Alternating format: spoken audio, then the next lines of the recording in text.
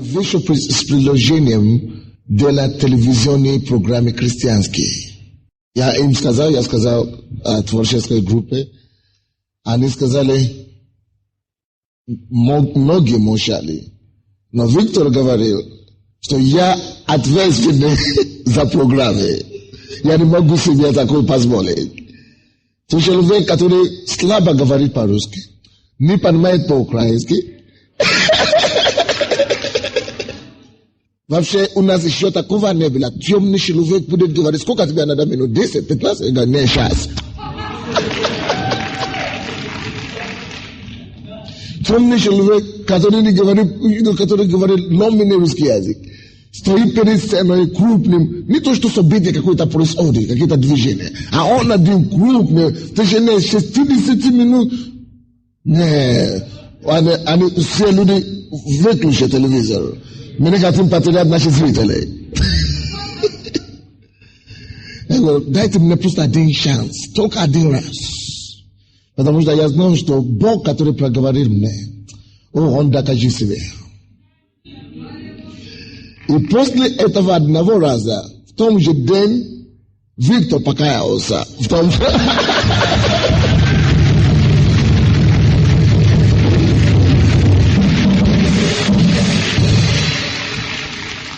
Потому что я говорил в течение часа, и это было слишком мало времени на эфире. Как будто 10 минут говорил. И они получили количество звонков, как они это канал еще никогда не получил. Они не успевали даже брать телефон, потому что это был прямой эфир. Они не успевали брать телефон. Это есть работа Божья, это есть работа Господня, и поэтому это удивляет нас. Физически смотря, вы со мной согласитесь, что я не мог бы это делать. Физически смотря, вы сами знаете, какие вы были все. Кто-то из вас был коммунистом, кто-то из вас был атеистом, кто-то из вас был неверующим, кто-то из вас был больным.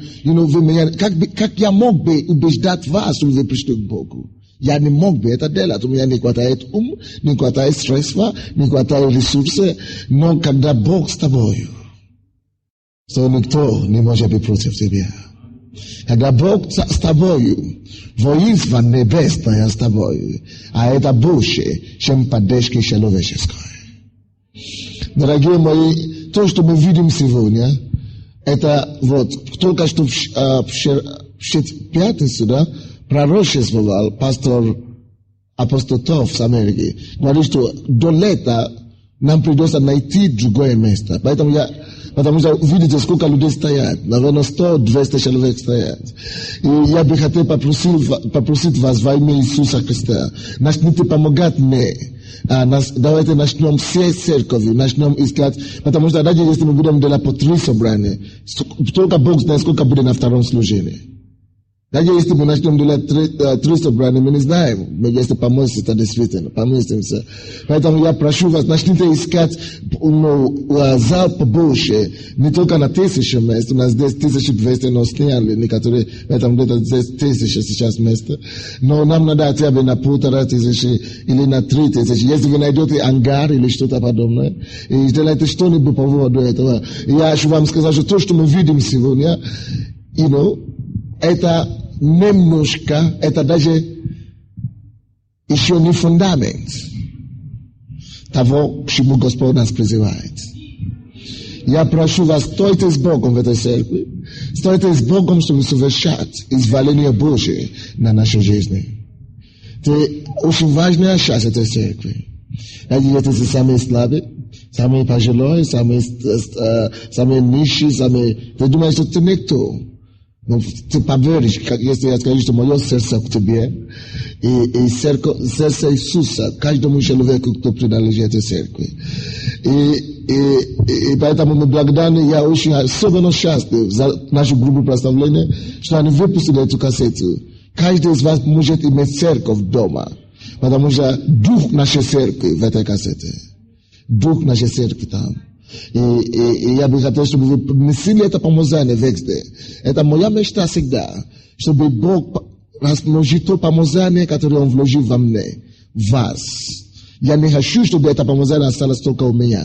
Я хочу, чтобы где бы вы не были, чтобы люди знали и сказали, эти люди из церкви слова веры.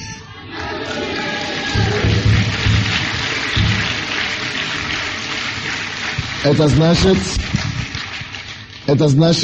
если я спасаю человека здесь, на Ленинградской площади, кто-то другой находится на Светушине, что он такой же помазание, с таким же огнем, с такой же силой спасает другого человека. То есть, как будто Sunday next day.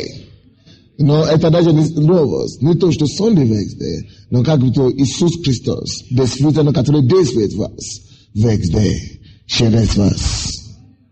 Аминь. И я прошу вас, просто сегодня будет очень важное слово. Вы не должны пропустить это. И я прошу молодежь, пожалуйста, встаньте и позвольте пожилым людям пройти и сесть. Если у вас также есть свободные места рядом с вами, пожалуйста, поднимите ваши руки, пускай люди сядут.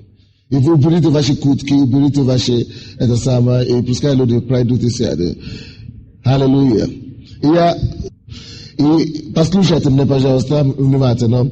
Здесь у нас твое присутствие на этом месте. Господь, я представляю себя перед тобой сегодня.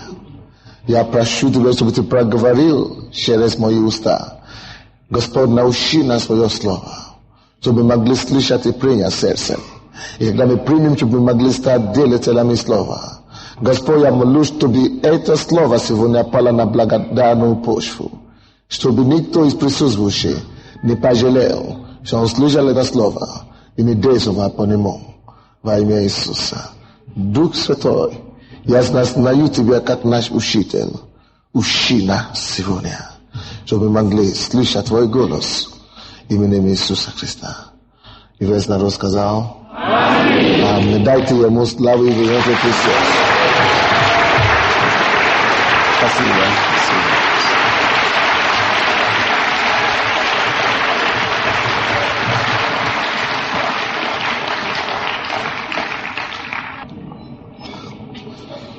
Давайте откроем, пожалуйста, книгу Исаия. В это время, если у вас свободное место возле вас, поднимите вашу руку, пожалуйста. Исаия, 26 глава, с 19 по 21 стихи. Я хочу прочитать вам пророчество. 26 глава, 19 по 21 стихи. А живут мертвецы твои, восстанут мертвые тела, воспряните и торжествуйте, поверженные в прахе, ибо роса твоя, роса растений, и земля извергнет мертвецов. Пойди, народ мой, войди в покой твой, и запри за собою двери твои, укройся на мгновение, доколе не пройдет гнев. Ибо вот Господь выходит из жилища своего наказать обитателей земли за их беззаконие. И земля откроет поглощенную ею кровь, и уже не скроет убитых своих. Сегодня последний день нашей годовщины с вами. Сегодня наша церковь, нашей церкви 2 года. И я думаю, что это есть повод, хороший повод, чтобы радоваться. Я думаю, что нужно радоваться и торжествовать в этот день. Я думаю, что Бог благословляет нас за прошлый год и за последние 2 года. Я думаю, что Бог доказал нам Его благость. Но в такие дни, как это, я проповедовал первый день нашей годовщины, нашего праздника, в четверг. Я сказал вам, что вы здесь на земле, чтобы исполнять какую-то цель, какое-то намерение, какую-то задачу, которую Господь Иисус сам вложил в вас, который Он доверял вам делать, потому что Он знает, что вы сможете это делать, который вы должны делать, что вы не должны сдаваться. Сегодня я хочу говорить о чем-то более серьезном. Я молюсь, чтобы Дух Святой открыл ваши духовные глаза, чтобы понять. И чтобы Он открыл ваши духовные уши, чтобы слышать то, что Он пытается вам сказать сегодня. Дорогие мои, я верю, что это одно из самых важных проповедей, которые человек верующий должен слышать и сохранять в своем сердце. Пока Бог нас благословляет здесь в церкви и здесь на земле, пока Бог исцеляет наши болезни, пока Бог благословляет нас финансово, пока мы евангелизируем, пока мы заняты, церковными делами, своим призванием, пока мы заняты суетой, некоторые из нас заняты суетой на самом деле, то есть одна мысль, которая не должна покинуть нас. Дорогие верующие, во имя Иисуса, помните, что это есть особый день для нас. И это есть особая проповедь также для вас. Я молюсь, чтобы в следующем году, когда нас будет уже 3 года, чтобы вы все могли быть здесь, может быть не здесь, но где бы мы не были, в числе все остальных людей, которые еще добавятся к нам, чтобы вы могли сказать, я был в прошлом году. Но я боюсь, что есть некоторые, которые здесь сейчас, которые не смогут это сказать. Не потому что они умрут, но потому что дьявол украдет их. Но ты можешь принять решение сегодня, что ты не будешь того, кого дьявол поглотит. Ты можешь принять решение сегодня, что ничто меня не уворует присутствие из Дома Божьего. Поэтому я хочу указать и подчеркнуть важность, ту драгоценную веру, которую мы имеем с вами. Тема моей проповеди сегодня, я называю ее «Живая надежда». Итак, я проповедую на тему «Живая надежда». Живая надежда христианина. Зачем мы приходим в церковь? Зачем я оставил свою страну, чтобы приехать сюда и проповедовать Евангелие? Зачем мы веруем в Христа Иисуса? Зачем мы живем для Бога? Это не просто, чтобы мы получили исцеление, дорогие мои. Не просто для того, чтобы нам стало хорошо в нашей семье или финансово. Есть что-то более великое. Есть надежда более славная. Вы здесь? Здесь в книге Исаия сам пророчествует о том, что он сам не переживет. Исаия тут пророчествует небытие.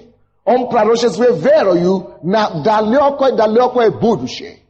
Он пророчествует о том, что случится после пришествия Иисуса Христа и после того, как Иисус Христос уже умрет за всех человеков, после того, как Он пойдет туда, и Исаия в этой главе пророчествует, предсказывает то, что будет в последние дни кончины этого века, кончины этой земли. И 19 стих, давайте начнем разбираться теперь. «Оживут мертвецы твои, восстанут мертвые тела». О чем это говорится? До дня Исаия, или в это время, когда Исаия писал, не было такого переживания вообще. Никто никогда не умер, чтобы воскреснуть еще раз из мертвых. Но это случилось, кто знает когда? Впервые. Когда Иисус Христос пришел на землю, чтобы умереть за кого? За тебя и за меня. Иисус не только умер за то, чтобы твои грехи были прощены. Иисус не просто умер, чтобы искупить нас, неизвестно для чего. Но Иисус, одна из самых главных причин, почему Он умер, и воскрес на 3-й день. Сегодня есть воскресенье, мы торжествуем и празднуем Его воскресенье каждое воскресенье. Это потому, što nije badimo, što bi každe verujući znal, bez samnjenja, znal больше, чем даже как он знает себя, что его также ждет, даже если он умрет физически, что его ждет воскресение свое личное. Бог воскресил Иисуса Христа из мертвых, чтобы доказать нам с вами, что веруя в Иисуса Христа, что у нас есть надежда живая, что мы воскреснемся из мертвых. Аминь. Чтобы вы могли знать без сомнения, что все не закончится через 50 лет. Что все не закончится через 10 лет. Что все не закончится через 100 лет. Потому что если Иисус воскресился из мертвых, Он жил и Он живет до сих пор, значит, возможно одержать наконец-то победу над смертью. И Бог говорит нам, что Иисус не исключение. То, что Он воскрес из мертвых. Он всего лишь первенец. Откроем, пожалуйста, 1 послание Коринфянам, 15 главу. 1 Коринфянам, 15 глава. Я бы хотел, чтобы мы начали читать 19 по 21 стихи. Это есть те вещи, которые вы уже знаете. Но я как пастор, я как человек, который желает, чтобы все его члены наследовали Царство Небесное. Я должен продолжать напоминать вас об этом. Я как человек, которого Бог поставил над вами, чтобы пасти овец, и чтобы наблюдать над вами. Я должен продолжать вас предупреждать даже от тех вещей, которые вы уже знаете. Что придет день Господень. И что вы не должны играть ни с грехом, ни с миром, ни с сатаной тем более. 19 стиха по 21 стихи. И если мы в этой только жизни надеемся на Христа. Алло? Если мы, христиане, только здесь, в этой жизни, надеемся на Христа, то мы несчастные всех людей. Ты думаешь, что ты веришь в Бога только здесь на земле, только чтобы тебя было здесь на земле? Ты веришь в Иисуса Христа только лишь, чтобы здесь тебя было хорошо? То если вся надежда твоя, вся благость твоей веры, если оно закончится здесь, на земле, Бог говорит, что ты несчастный человек. Верующий человек, который вся его надежда, вся его богатство находится здесь, на земле. Если ваша большая ценность здесь, на земле, то вы несчастные всех людей. Есть некоторые люди, которые говорят сегодня, я живу ради детей. Или я живу ради дома, ради семьи. Это есть вещи, которые есть здесь на земле. Если вся твоя надежда, это получить образование, или получить хорошую зарплату, по 1000 или 5000 долларов в месяц, и за это ты живешь, ради этого ты живешь, то, чтобы только дать образование своим детям, то Бог говорит, ты можешь иметь все это, ты можешь даже иметь миллионы долларов, иметь благополучную семью, иметь хорошие детей, хорошую жену, отлично, все хорошо. Но если после этого у тебя нету высшей ценности, которая больше, чем этого всего, то ты несчастный. А ты думаешь, что ты все, ты счастливый человек, тебе удалось в жизни. Нет. Даже если это Бог тебе помог приобрести все эти ценности здесь на земле, ты ходишь в церковь, все тебя знают. Но если ты живешь, не имея больше надежды, ты несчастный. О чем это говорится? Это говорится о том, что несмотря на все то, что Бог нам дает здесь на земле, Boko she nam datusio. Sai na ilushe ba. Non ni spontana sio lushe tu sto munge nam des na zemle. Eta neshivo. Eta no. Eta nonsense. Sravnini tem tu ton sobresa dat nam. Za grobno жизни. Не поняли. Если тебе хорошо живется здесь на земле, может быть, даже не хорошо живется пока, но ты стремишься к тому, чтобы ты начал хорошо жить. Теперь, когда ты добьешься свое стремление здесь на земле, и тебе станет хорошо, вот это всего то, что у тебя будет тогда. Если после этого ты не уверен, что ты будешь наследовать царство небесное, то ты несчастный. Потому что ты умрешь все равно однажды. Может быть, через 100 лет, может быть, через 50, может быть, через 120 или 150, но ты умрешь. Что тогда будет? Знаешь, что будет? После смерти останется вся вечность. Останется 100 лет, 1000 лет, 10 тысяч лет, 100 тысяч лет, миллион лет, все как будто один день, начало только всего лишь. Миллиард лет не закончивается, только что сегодня как будто только что началось. Поэтому тогда ты начинаешь понимать, что 50 лет счастливой райской жизни здесь на земле, или 100 лет райской жизни здесь на земле, только 100 лет. Райская жизнь, но только 100 лет. Это несравненно с райской жизнью, которая там будет не только за 100 лет, но будет за 1000 лет, за миллион лет, за миллиард лет, и не закончиваемо. Теперь, то, что здесь называется райская жизнь, да? Сравнение с небом, это как мусорник. Вы знаете, когда я был в Канаде, хорошая страна, сейчас у них за последние 3 года самая лучшая уровня жизни в мире.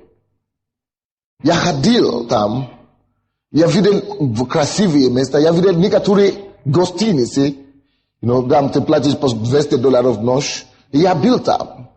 И я не платил по $200 в ночь, но я был там. Но очень хорошее место. Амин. И на Западе очень, ты думаешь, что как хорошо жить здесь. Но когда я думаю так, я уже так не думаю. Я уже не восхищаю ничего здесь на земле. Я вам скажу. Да, я могу одеваться так, я могу ездить на хорошую машину, но мое сердце уже в них нету. Твое тоже не должно быть там. Ты можешь иметь их, пользоваться своими, но имей в виду, что ты оставишь их очень скоро. Ты можешь вложить всю свою жизнь, все свои деньги, все свою настоящую жизнь на своих детей. Хорошо. Хорошая инвестиция. Но когда ты умрешь, допустим, ты пойдешь в рай, но они станут богатыми, станут интеллектуалами, но пойдут в ад. Ты потеряешь, ты был с ними здесь на земле, может быть, 50 лет. Но ты потеряешь их, ты знаешь, насколько? На вечность. Поэтому, как христианин, ты должен знать, как ставить твои приоритеты. Что является нашим приоритетом не то, что этот мир, или даже Бог может приложить нам. Наш приоритет, то, что на первом месте стоит, это небо. О, я хочу видеть небо. О, я хочу видеть Новый Иерусалим. Я хочу видеть рай. Я не дождусь просто. Я жду неба. Это там мое сердце. Это там мое сокровище. Я жду встречи с Иисусом. Потому что я хочу видеть его, как он есть. Я хочу видеть своего Спасителя. Я хочу видеть своего Искупителя. О, я хочу видеть ангелы. Как они будут обслуживать меня. Как они будут меня кормить. Как они будут меня носить. О, я хочу жить райскую жизнь. Я хочу ходить по той улице, которая сделана из золота. О, небо, небо, небо, небо есть мое стремление. Ничего большего, ничего несравнимого с небою. Поэтому я только прохожу здесь на земле. Это всего лишь прохождение 50 лет. Что такое 50 лет? 100 лет, что такое 100 лет? Но мой дом — это небо.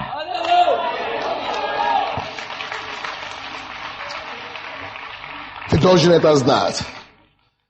Не торгуй ничего за небо. Не торгуй. Вот, как ваш пастор, я стою вам на колени. И я прошу вас любовью Иисуса Христа, который умер за тебя и за меня. Чтобы ты не торговал ничего, который мир может приложить за это небо. Кланяйся себе. Кланяйся Богу. Что ничего тебя не уведет с этой пути узкой дорогой, которая ведет в жизнь вечную. Друзья тебя не соблазнят. Деньги тебя не соблазнят. Мир, наслаждение тебя не соблазнят. Алкоголь, сигареты, наркотики тебя не соблазнят. Даже если ты падаешь каждый день, каждую минуту, ты будешь вставать и, конечно, ты будешь в церкви. Кланяйся себе и спроси, чтобы он помог тебе. А он поможет. Он может помочь. И он поможет, если ты хочешь. Как пастор, я знаю, что есть некоторые люди, которые приходят даже в мою церковь, которые не будут со мной на небе. Я это знаю. Я даже могу видеть их как христиане, которые очень много делают в церкви. Но если они делают беззаконие, если их сердце далеко от Бога, это что они не попадут туда. Но я хочу быть пастором с отличием. Я хочу быть пастором, который сделает все, что возможно, чтобы каждый человек, кто ходит в эту церковь, имеет небо как свой вечный дом. Я бы не хотел быть в раю и смотреть вниз и видеть тебя в аду, мучаешься, и не быть в состоянии тебя помочь. Дорогие мои, знайте, что то, что мы приняли от Бога, это не шуточное что-то. Это не просто развлечение. И то, что мы делаем здесь, это не развлечение. Мы готовимся к той славной встрече с нашим Спасителем и Господом. Поэтому, если бы вся наша надежда закончилась здесь на земле, мы несчастные. Теперь слушайте. Если мы живем с Богом, Бог исцеляет нас, освобождает нас, нам хорошо здесь на земле, мы имеем чего-то у нас не хватает. И Бог говорит, если наша надежда здесь закончивается, то мы несчастны все человеков. Что тогда сказать о тех людей, которые в миру живут? Вообще без Бога. Это значит, даже если они владели весь миром, они еще, представляете себе, насколько они еще не счастливы? Представляете себе, насколько им не повезло вообще?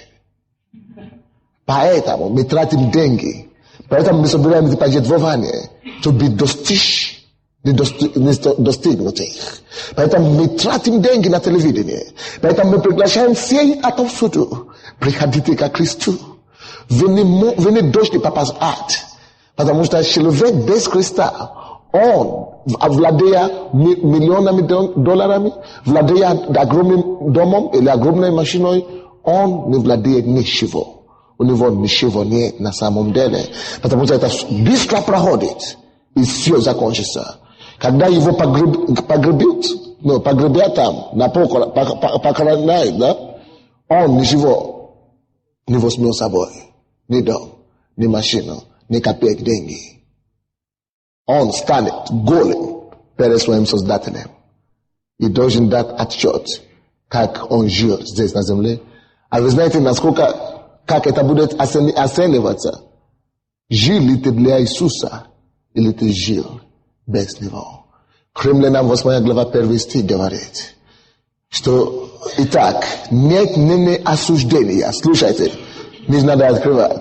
Вы можете потом открывать. Нет ныне осуждения тем, которые живут во Христе Иисусе, живущие po ploti, po duhu, ani po ploti. Jest niektórzy говорят, ja w Chryste Jezusa, ja już przyjąłem Jezusa Chrysta. No ani żywot, nie po duchu, a po ploti. Поэтому я проповедую эту проповедь. Ты можешь ходить в церковь, но ты живешь по плоти, а не по духу. Нет осуждения, только тем, которые живут по духу. Ты можешь посмотреть. Римлянам 8:1. Но мы продолжаем читать 1 Коринфянам 15 главу. Я буду сейчас читать 20 стих. Но Христос воскрес из мертвых. Теперь заметьте, какое следующее слово. Но. Хо-хо-хо-хо. Христос. Почему но? Потому что до него этого не было. Все умерли. Но Христос воскрес из мертвых. Какое слово следующее? Какое? Какое? Из умерших. Если он первенец, значит другие что-то сделают? Последуют.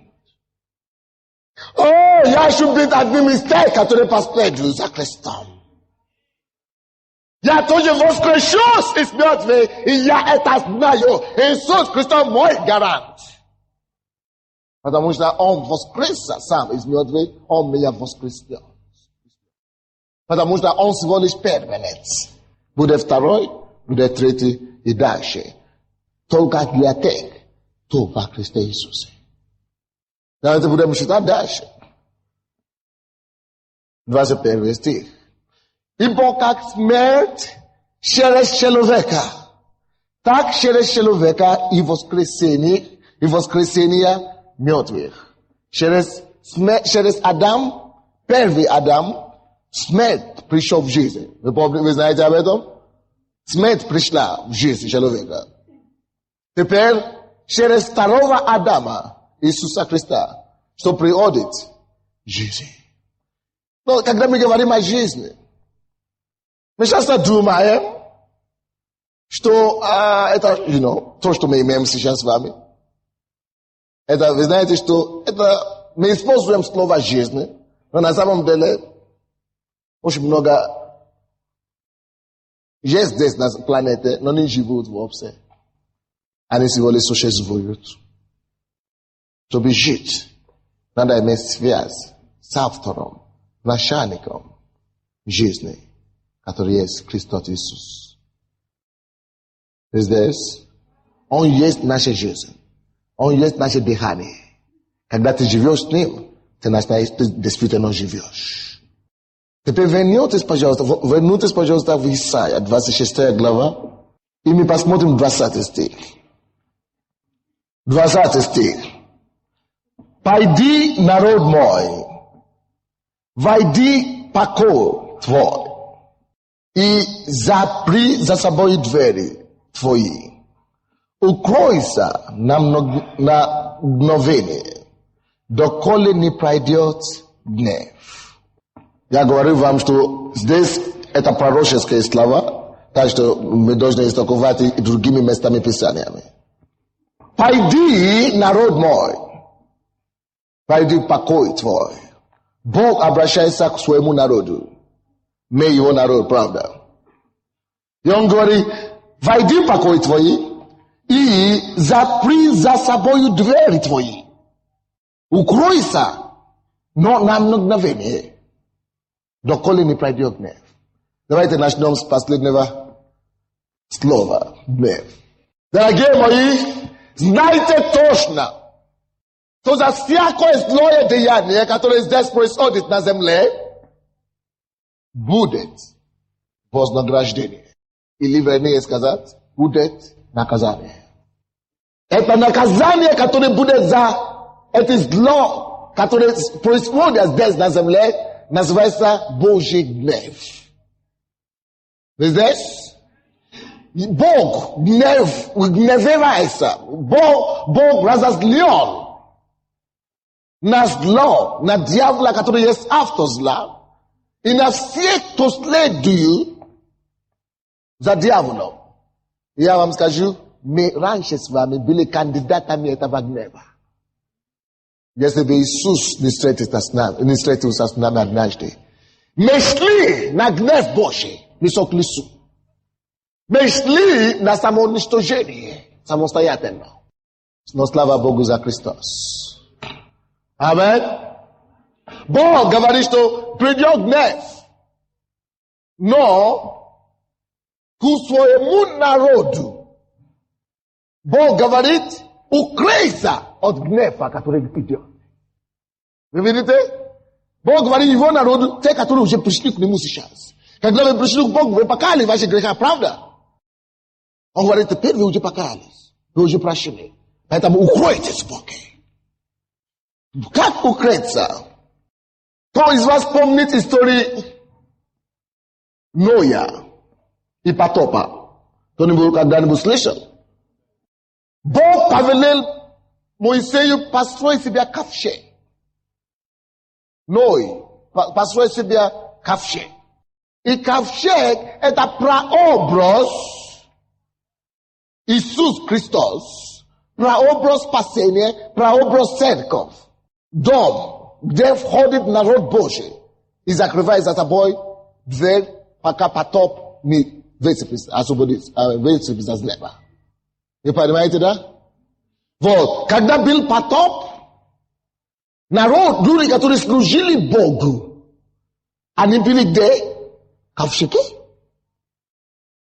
И остальные, которые не служили Богу, что с ними случилось? Были уничтожены потопом. Это именно то, что Бог говорит здесь. Пойди, народ мой, войди в покой твой.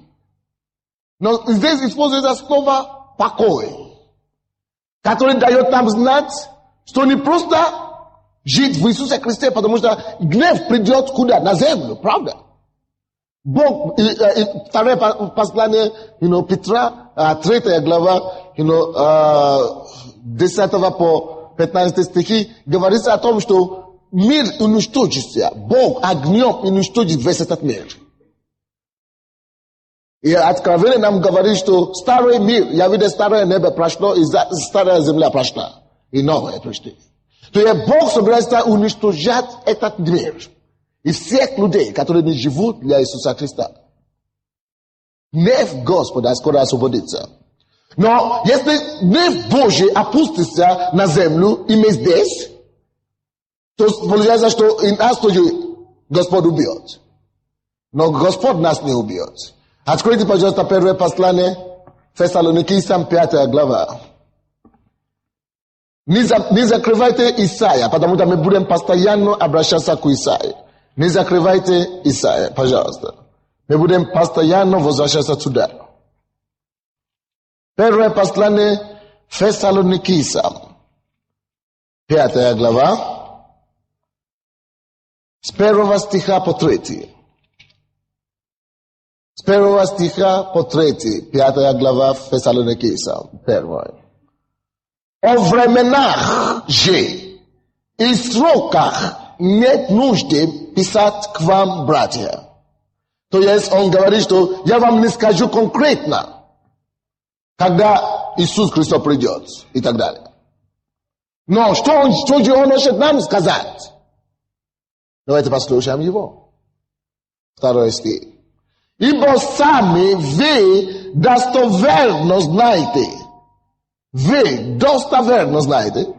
что день Господень так придет, как вор ночью.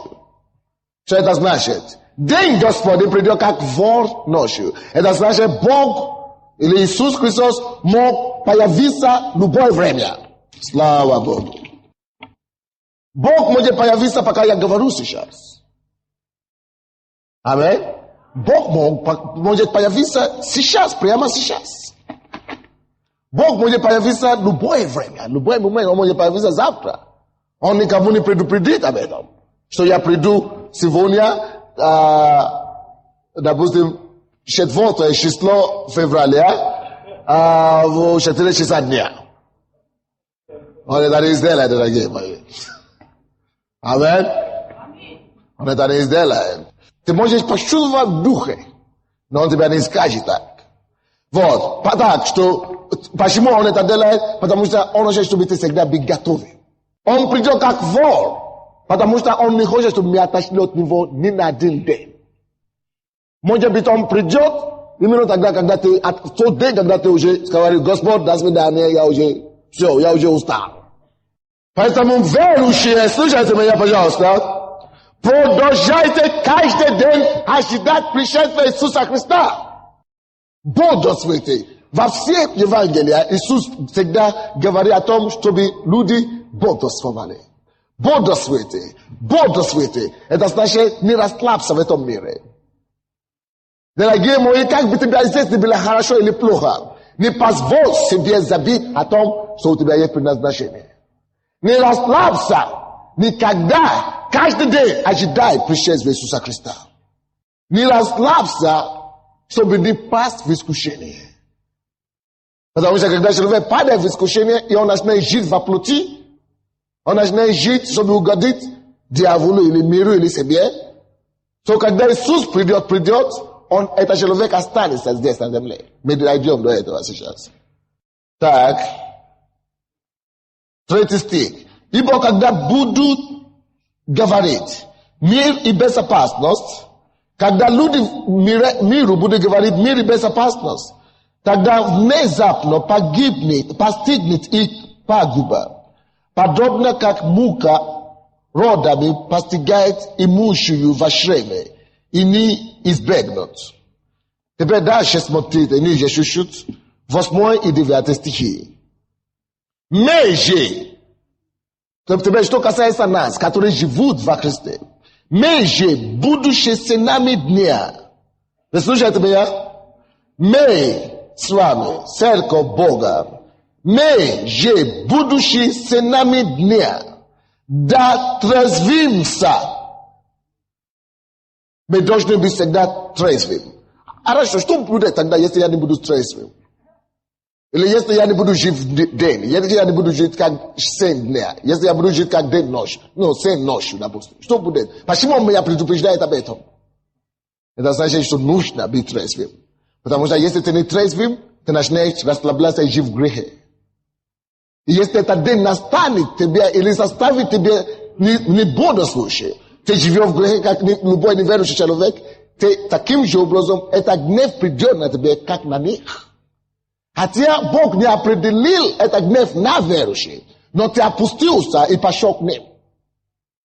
Это то же самое, как во время Ноя. Их родственники знали, что они верующие. Их звали, они не хотели идти. Мы же, будучи сынами дня, да трезвимся, облегшися в броню веры и любви, и в шлем надежды спасения. Потому что Бог определил нас. Слушайте, пожалуйста. Потому что Бог определил нас не на гнев, но получению спасения через Господа нашего Иисуса Христа. Бог нас определил не на гнев. То есть, если, допустим, предположим, что гнев должен произойти, Бог хочет излиять свой гнев на мир. Допустим, 90 или 99 году, допустим, так? Я не говорю, что в 99-м что там случится. Слушайте меня, пожалуйста. Допустим, пример. В 99 году Бог говорит, что Он не определил нас к этому гневу. Правда? А мы тоже здесь, в этом мире. А Он хочет опустить свой гнев на всех. Что Он сделает? Он должен нас освободить как-то. Он должен обеспечить на какой-то ковчег. Поэтому он говорит в этом 20 стихе, 26 главе Исаия, что войдите покой мой на мгновение, чтобы избежать гнев. Каким образом он нас спасет? Каким образом он нас избавит, чтобы этот гнев нас не составит? Теперь просто откройте наоборот, обратно чуть-чуть Фессалоникийцам, на 4 главу. Хорошо? 1 Фессалоникийцам 4 главу. 4 глава, так? 4 глава, кто-нибудь дайте мне другую Библию. 4 глава, я бы хотел, чтобы мы читали 16 стиха. 4 глава 16 стиха. i nije. Așa multă diavolul așa što bi ja ispozoval svoje Biblii. Včera to, že on čo zapadovne, to je pridumal.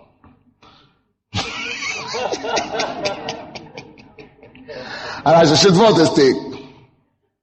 16 стих. Потому что... Окей, с 15-го давайте, с 15 стиха. Ибо сие говорим вам словом Господним. Какое слово? Чье слово мы слушаем? Это Иисуса. Что мы, живущие, вы слышите сюда? Мы, живущие, оставшиеся до пришествия Господня, мы говорим, что Он может в любое время прийти, правда? Мы, оставшиеся до пришествия Господня, мы предупредим умерших.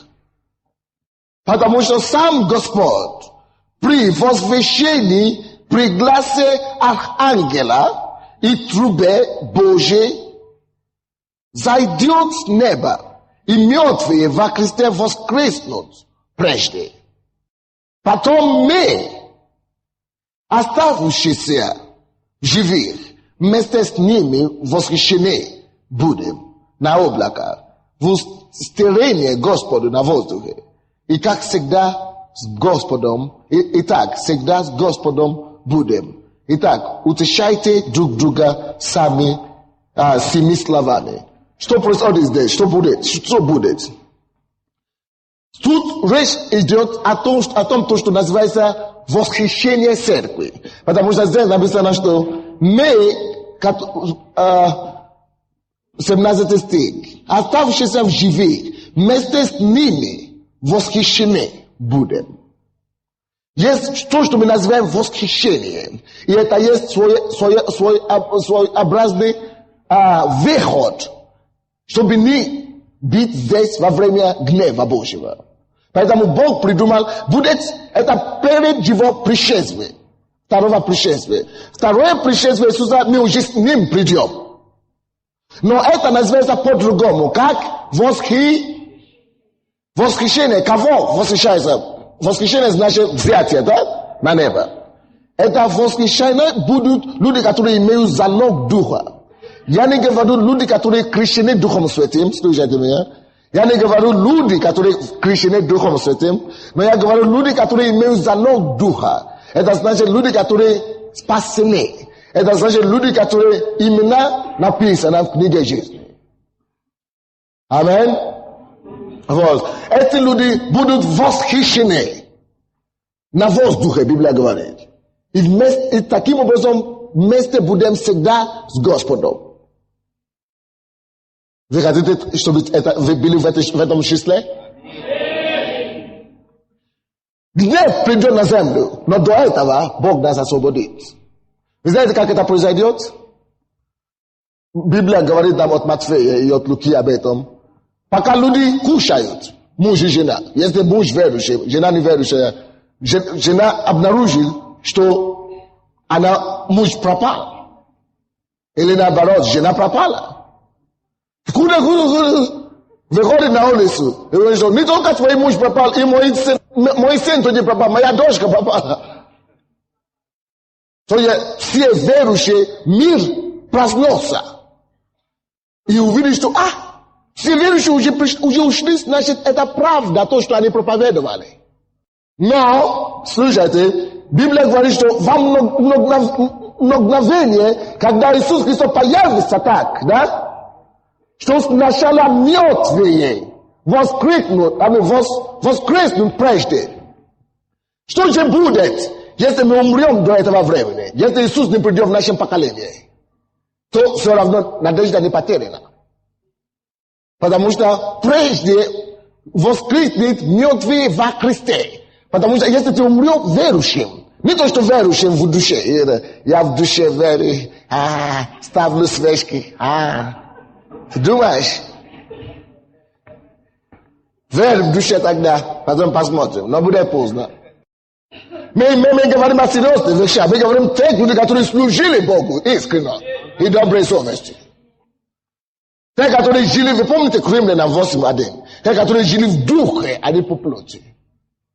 Потому что Библия говорит, евреям 12:14, то без святости никто, даже я, пастор, никто не увидит Бога. Поэтому ты должен жить в духе до этого времени. Вот, именно таких людей Бог воскреснет. Если я умер, если Бог, Иисус не придет в моем поколении, я умру, и Он придет через 100 лет или через 50 лет, Он даже меня возьмет, прежде чем Он возьмет живых. Так что это еще лучше. А ты говоришь, а где я буду до этого времени? Вот, в том же и вопрос. То есть место, люди верующие, которые умирают сейчас, до времени, до того, как мир придет к концу, есть рай. Там, где от Луки написано как лона Авраамова. Аминь. Мы будем жить в раю, наш дух, то есть. Но когда это воскресенье происходит, это именно тогда мы приобретаем новое тело, совершенное тело, славное тело называется. Такое тело, как было у Иисуса Христа. То есть люди видели его, они пощупали его. И это было тело. Но это уже было тело другого качества, которое уже не умрет и не стареет. Видите так? Но слушайте, все. И неверующие приобретут, тоже воскреснут мертвые. Тоже приобретут такое тело. Но в то время, когда мы будем с Господом всегда, а не будем с кем всегда, дьяволу в аду. Там-то и трагедия. Поэтому я говорю, что мы радуемся сегодня, но мы должны сохранить наш фокус. Я предназначен к небу, я не должен позволить ничего и ничто меня отвернуть с дороги. Мы двигаемся дальше. Я быстренько сейчас буду двигаться, потому что мы должны закончить. Открой, пожалуйста, Евангелие от Иоанна. Евангелие от Иоанна, 14 глава. Евангелие от Иоанна, 14 глава. С 1 стиха по 3 стих. Да не смущается сердце ваше, веруйте в Бога и в меня веруйте. В доме отца моего обителей много. Это слово обители здесь, как по-украински. Кто имеет украинская Библия? Осела. Это обозначает дом, да?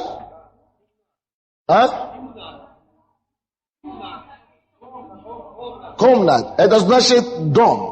На английском это значит дворец. Это он говорит, в доме отца моего дворцов много. Аминь. Обителей много.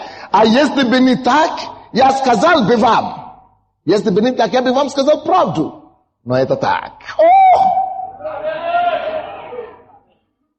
Это так. Много обителей у нашего Бога. Теперь слушайте, что интересно. Иисус говорит, я иду приготовить место вам. Дорогие верующие, если вы верующие, поднимите ваши руки в зале. Опустите. Иисус Христос. Ты хочешь знать, почему Он покинул этот мир? Почему Иисус Христос не живет сейчас в твоем поколении? Вы хотите знать? Потому что Он пошел, чтобы приготовить тебе место. Ты его не видишь сейчас. Ты знаешь почему? Ради того, чтобы ты мог быть с ним во веки веков. Поэтому, дорогие мои братья и сестры, я прошу вас, есть у вас обители на небесах. Обитель, дворец, Бог, Он сказал, Иисус Христос, тот человек, кому вы поклоняетесь сегодня, кого вы прославляете сегодня, Он говорит, ради тебя я ушел. Не просто ушел, потому что мне здесь тяжело. Я нес на себе самые тяжкие страдания. Я бы остался, чтобы мучиться с вами здесь. Но я должен пойти, потому что я должен пойти подготовить тебе место. Дорогой мой верующий, когда мир смеется над тобой, что у тебя нет квартиры, когда мир смеется над тобой, что у тебя нет машины или у тебя нет долларов. Nice. To тебе есть что-то лучшее. Знай, что тот человек, который возлюбил тебя и отдал свою жизнь за тебя, также пошел, чтобы приготовить тебе место. О Иисус, о Иисус, о Иисус. Ты не должен потерять это место, дорогой. Ты не должен торговать это место, это обитель. Тем материально, что это мир предлагает. Скажи нет миру. Скажи нет беззакония. Скажи нет греху. Ой, я смотрю только в одно направление. Я должен видеть моего Спасителя. Я должен наследовать тот обитель, который он пошел приготовить для меня. И для этого, ради этого я готов страдать. Ради этого я готов мучиться. Ради этого я готов потерпеть смерть. Пускай меня убьют, но я знаю, что после смерти моего восстанет третий день. Воскресенье восстанет. Я воскрешусь из мертвых. И как Христос Иисус, я буду ходить в обновленной жизни, в обновленное тело, в славное тело. И я буду царствовать вместе со мной, вместе с Ним, во веки веков. Дорогие мои, члены церкви, слова веры и другие члены церкви, я прошу вас имени Христова, чтобы ни за что не отошли даже на один день мир. Потому что пришествие Господне будет как вор ночью. Вор не предупреждает, когда он придет. Бог тебя не скажет, что он придет какое-то число. Ты должен готовиться, быть трезвым, бодрствовать каждую минуту. Поэтому мы не грешим. Мы не живем по плоти и по похоти.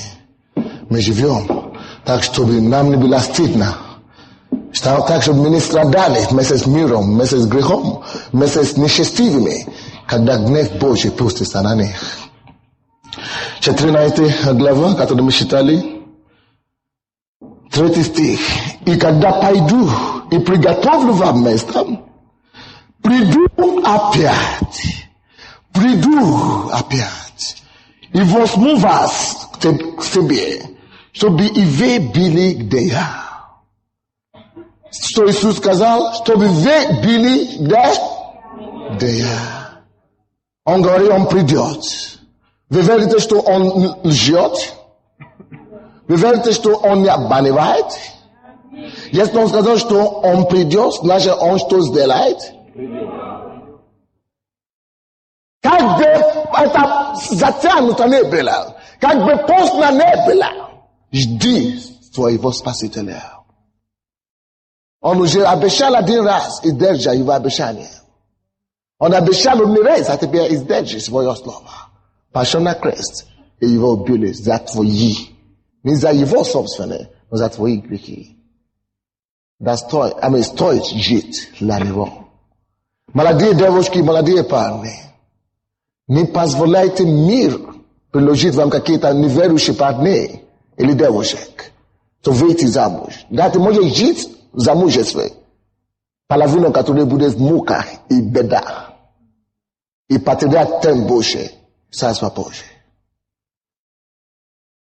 Ты не должен торговать твое спасение, за что бы не было здесь на земле. Смотри на небо постоянно. Первое послание Петра, я должен закончить быстренько. Первое послание Петра, 1 глава, 13-17 стихи. Первое послание Петра, 1 глава, 14 по 17 стихи. 14 по 17 стихи. Первое послание Петра. Как послушные дети. Дорогие мои братья и сестры, вы послушные? Вы дети Бога? Вы как послушные дети? Как послушные дети. Не Павел просит и умоляет. И я прошу вас также сегодня, я умоляю вас. Как послушные дети и члены церкви, не сообразуйтесь Prejnimi pochotiami. Ne sobrazuetes. Prejnimi pochotiami. Bywszymi w niewiedzenie waszym. Это было, когда вы не знали. Я тоже грешил. Я обманывал раньше. Я гулял с девушками раньше. Я делал всякие гадости. Но Бог говорит, если ты хочешь наследить это небесный дом, если ты хочешь сохранить твое спасение до конца, не сообразуй с прежними твоими похотами. Почему? Неужели он просто зря предупреждает нас? Неужели это невозможно жить в своих похотях и все равно наследовать Царство Небесное? Если бы это было возможно, он бы так нам не говорил. Но Бог знает, а Петр знает, что Бог святой Бог. И ничего нечистое не войдет туда. Теперь послушайте дальше. 15 стих. Но по примеру призвавшего вас святого. Видите? Он свят. И сами будьте святы во всех его поступках. Есть многие верующие, которые не разбираются разница между праведностью и святостью. Праведность – это то, что мы получаем от Бога, незаслуженное. Что мы стоим праведно перед Богом.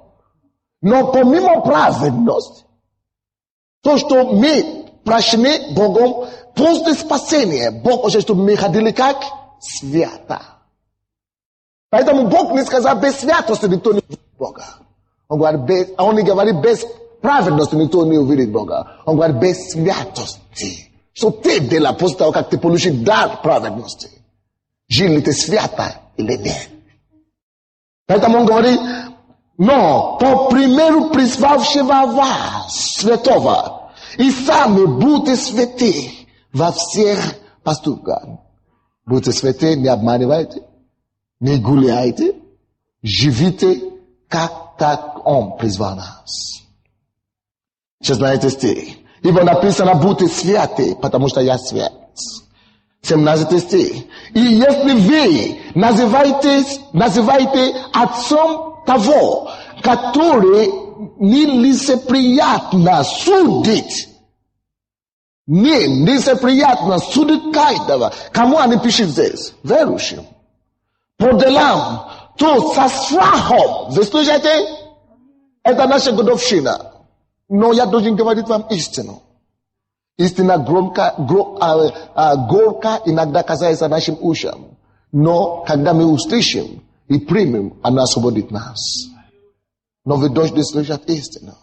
Если вы называете его отцом, он говорит, тогда со страхом проводите время странствования вашего здесь на земле.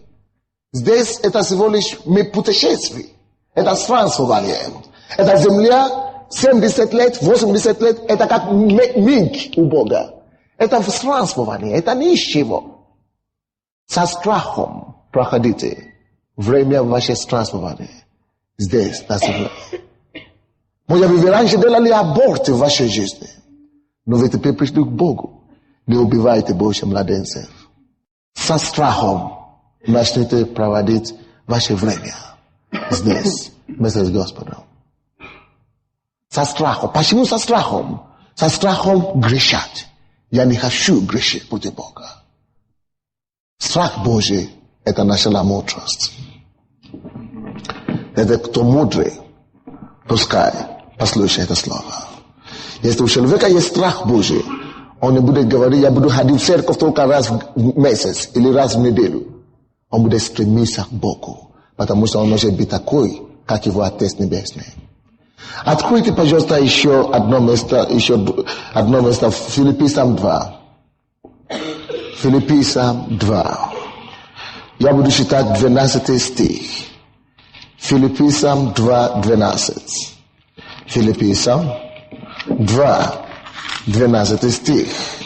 Итак, вы знаете, очень интересно, Бог мне дал эту проповедь. Знаете еще когда? Еще с прошлой недели. Он мне дал первую проповедь, которую я проповедовал в четверг, позже. Но это он мне дал, что я должен предупреждать, чтобы никто не сказал, что не слышал. 12 стих, 2 глава. Итак, возлюбленные. Вы верите, что вы возлюбленные? Я люблю вас. Иисус вас любит. И поэтому он вас называет возлюбленные. Итак, возлюбленные мои, как вы всегда были послушны, не только в присутствии моем, но гораздо более ныне во время отсутствия моего, со страхом. Подчеркните это слово еще раз. Со страхом и трепетом совершайте свое спасение. Что значит совершайте свое спасение? Потому что есть люди, которые не совершат это спасение. Вы приняли спасение однажды? Станьте, пожалуйста, люди, которые получили либо мое письмо, или мой звонок. Я попросил, чтобы звонили всех людей, которые когда-то покаяли в нашей церкви. Если вы получили, вы уже перестали ходить в церковь, может быть, это месяц, уже месяц вы не ходили в церковь, и вы получили звонок или письмо, станьте, пожалуйста, в зале. Станьте на ваши места. Не ходили в церковь какое-то количество времени, но вам звонили или пригласили, что у нас годовщина, что пастор попросил, станьте, пожалуйста. Пару человек. Видите, присядьте, пожалуйста. Если бы вы остались в миру, я не знаю, чем вы занимались, может быть, в миру, но если вы уже, видите, многие из вас, вы получили спасение какой-то день, правда? Но потом суета, дьявол сунет суеты. Просунул вам много суеты, уже никогда не ходил в церковь, никогда служить Богу. Поэтому я уже начинаю повторять те вещи, которые вы делали до уверования.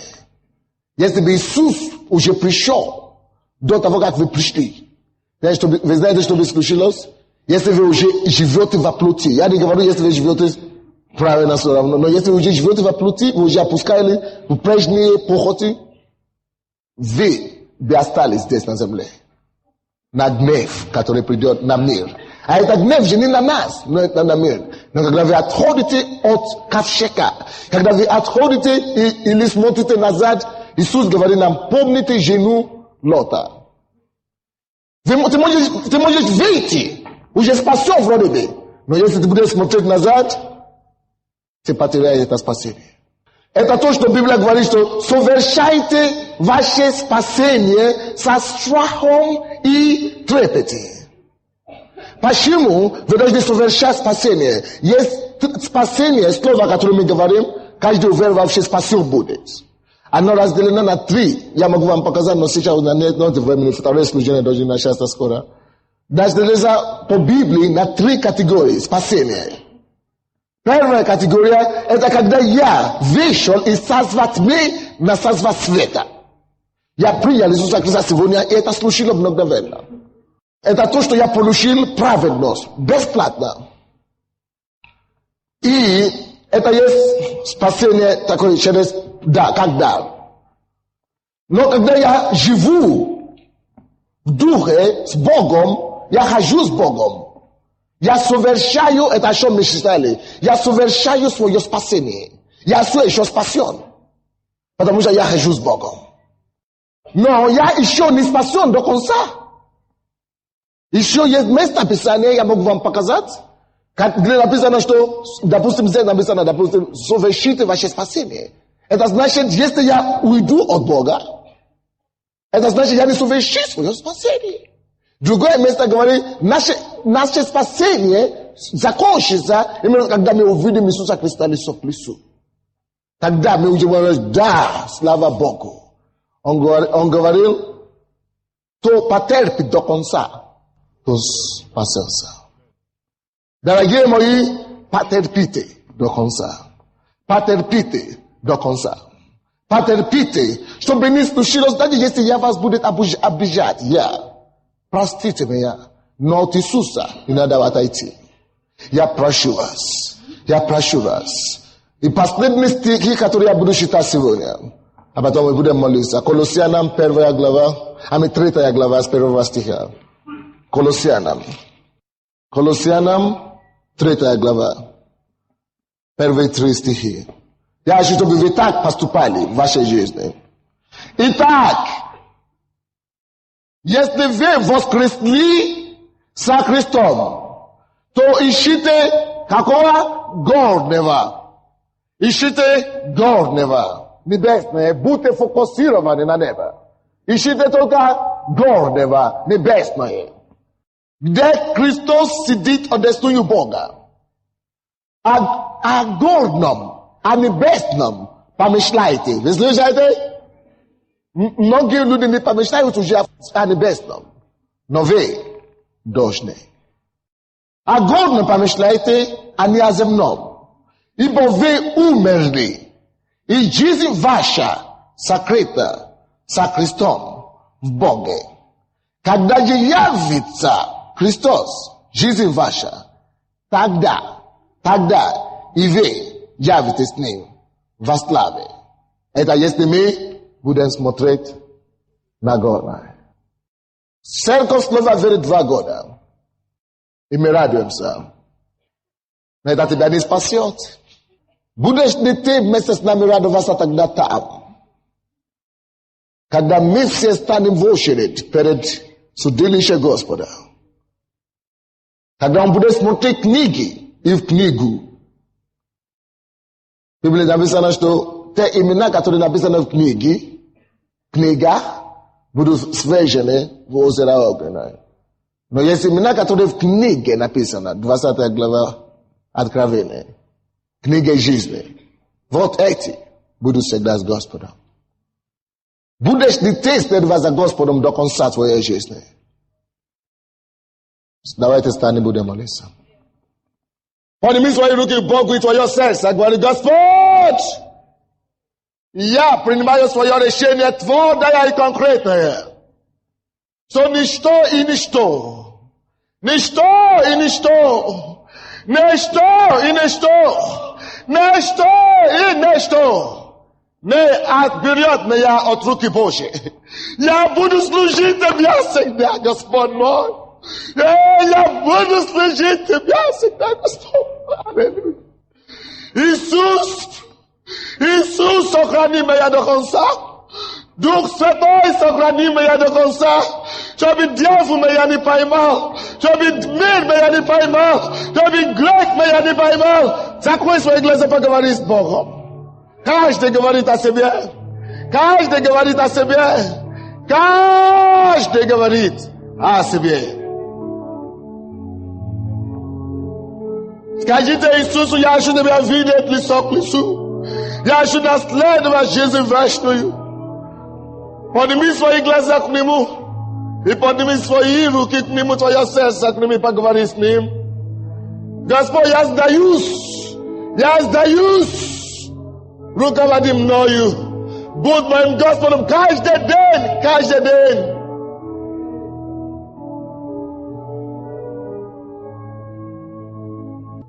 Если что-то пытается вас отнять от Бога, скажите: прочь, дьявол, прочь грех, прочь мир, прочь моей жизни, прочь!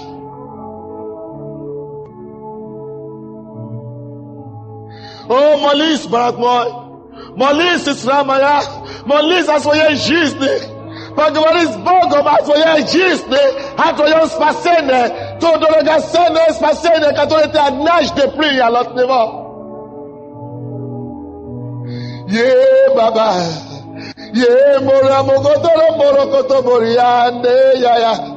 Oh, Gaspard, parmi lui, Socraninas de Consa, Gaspard.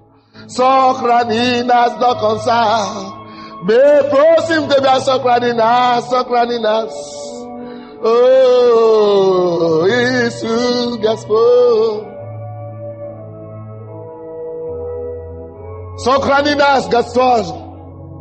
Socraninas. Аллилуйя. Послушайте меня, пожалуйста. Я приехал в Советский Союз в 96 году. Мне было всего лишь 19 лет. Я был верующим в это время всего лишь 6 месяцев.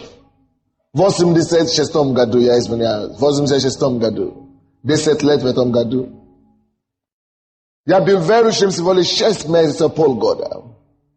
Но в ту церковь, куда я ходил, я уже успел видеть Божьи знамения и чудеса. Когда я поступал в университет, Белорусский государственный университет, были профессора атеизма и коммунизма, философии, марксизма и ленинизма, которые учили нас, что Бога нет. Однажды я не выдержал. Я сказал им: дорогие мои, выгоните меня с университета, если вы хотите. Я согласен, что я больше ничего не знаю. Я согласен, что я тупой человек. Я согласен, что я не профессор. Я согласен, что я, может быть, темный человек. Но я знаю, что есть что-то, которое я знаю. Даже если я все остальное не знаю. Я знаю, что вы профессор. Вы имеете все знания. Но позвольте мне сказать, если у вас есть все знания, есть одно знание, которое больше, чем всего знания, которое вы еще не знаете. Я говорил, если я не верю, если я не знаю ничего большего, я знаю, что есть Бог, который жив, который спасает и избавляет. Если это единственное, что я знаю, я это знаю. Если я не знаю ничего больше, я знаю, что Бог есть. А если вы знаете все, есть что-то, которое вы не знаете, то, что Бог есть. Мы приехали вдвоем. Второй парень тоже был верующим, тоже из моей страны, из Нигерии. Я остался в Беларуси учиться журналистику. Но он приехал в Минск, в Киев, сюда, в Киев, чтобы учиться международное право. Я продолжал служить Богу. Мы переписывались. Я думал, что он тоже продолжал служить Богу. Есть некоторые из Нигерии, если вы из Нигерии здесь, или вы живете в Ломоносово, в университете, вы должны знать, о ком я говорю. Его зовут Том. Он был горячим, как я. Мы были полны решимости, что мы никогда не отойдем от Бога, чтобы не спрашивали. Пускай коммунисты нас убьют, но мы не отойдем. Бог мне помог, поэтому я пастор этой церкви сегодня. Но спустя 7 лет я приехал сюда, я видел его. Дорогие мои, это уже не того Тома, кого я знал, когда мы приехали вместе с нашей страны. Том уже стал алкоголиком. И бабкой. Живет с двумя женщинами в общежитии. Пьет каждый день. Я говорю ему: Том, я прошу тебя, покайся. Том, я прошу тебя, покайся. Жизнь вечная дороже, чем девушек. Жизнь вечная дороже, чем водки. Покайся, Том, покайся. Том говорит: я хочу, но я не могу. Я не знаю, но я не могу прекратить грешить. Я хочу, но я не могу. Покайся, но я не могу. Он кается. Господи, прости меня. Но в душе, он не может так говорить от души. Он слишком далеко отошел в мир, обратно. Однажды он пришел к нам в церковь. Но он пришел в пьяном состоянии. Сестра Наташа, которая возглавляет у нас реабилитационный центр, говорит ему: приди ко мне на группу. Ты же зависимый. Он говорит: я алкоголик, ты оскорбляешь меня. Я не алкоголик. Он ушел. Это последний день, когда я его видел. Мне звонили на прошлой неделе, сказали, что Том лежит в морге, да? Морге, да, или как? Морге. Том умер пьяницей. Приехал сюда благовестником. Умер, не ожидая. Он спал и не проснулся.